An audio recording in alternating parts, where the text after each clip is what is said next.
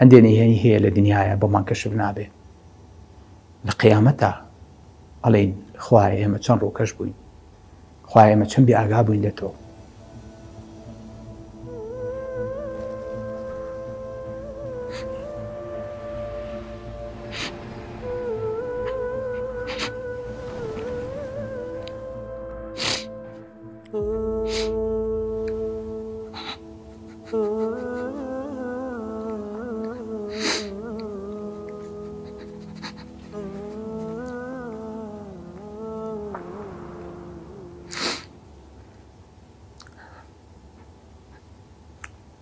بەس لە قیامەتە ئەزانین کە شکەتێکمان کردووە بەرامبەر بەخوا